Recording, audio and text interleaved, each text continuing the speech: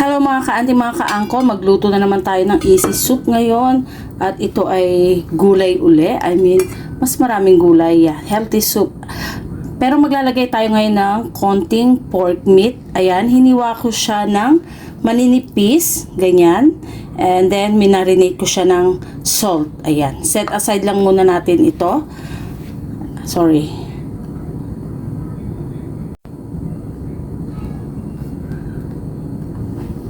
At this time, itong ating carrots, nabalatan ko na. Hiwain ko lang ng pag ganito siya.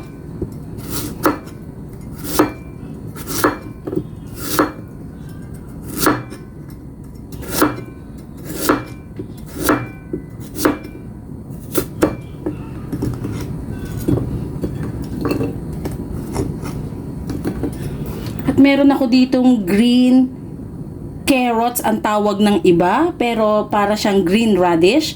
Ayan, silang dalawa yung ingredients ng ating soup.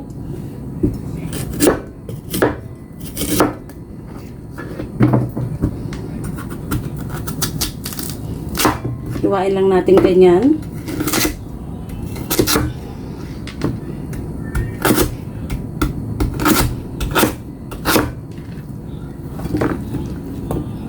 Sama na natin siya dyan.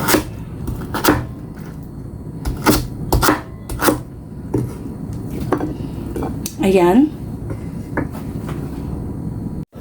Ayan mga ka-auntie, mga ka-angkol. Pinapainit ko yung ating saucepan. Maglagay lang ako ng konting oil. At i-fry ko lang tong meat natin. Nakalimutan ko mga ka-auntie, mga ka-angkol.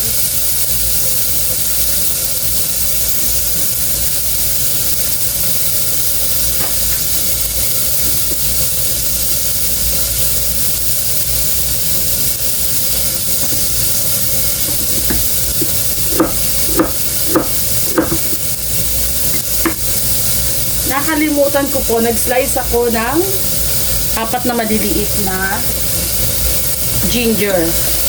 Yan, para mawala yung langsa ng ating meat.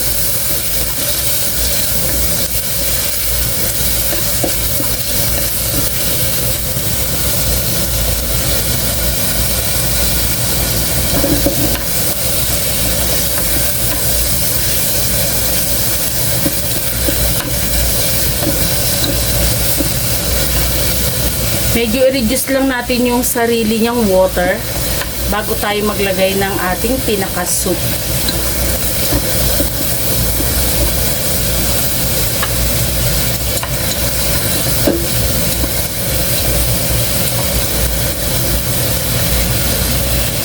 Ayan, oh. Lumalabas yung sarili niyang water.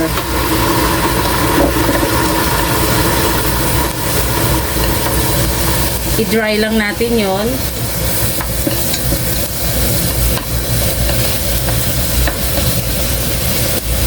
Ayan.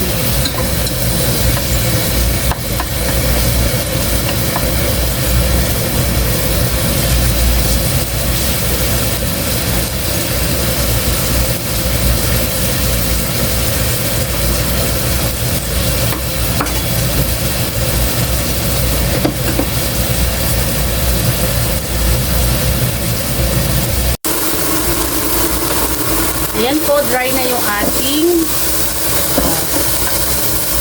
sariling water ng ating meat. And then, lagyan po natin ito ng water. Ito na yung magiging pinaka-soup base natin.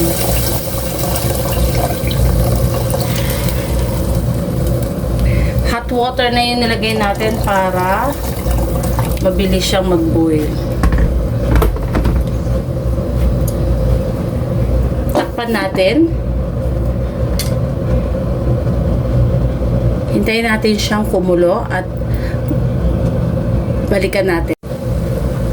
Okay, back sa ating soup. Ayan. Tinanggal natin yung mga bula-bulang umangat. Ayan. And this time, lagay na natin yung ating gulay. At takpan natin at pakuluan natin ng 30 minutes. Yan. Ayan. Yung ating soup. Serve na natin. Serve natin siya with some meat. Ayan.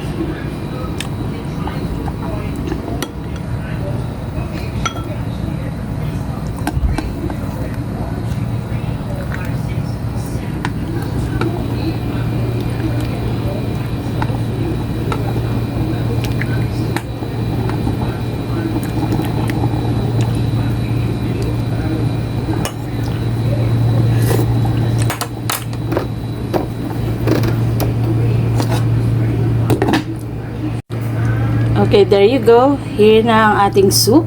Ayan. Napaka-simple, easy to cook soup na pwede nyong i-try. Ayan. Enjoy your soup!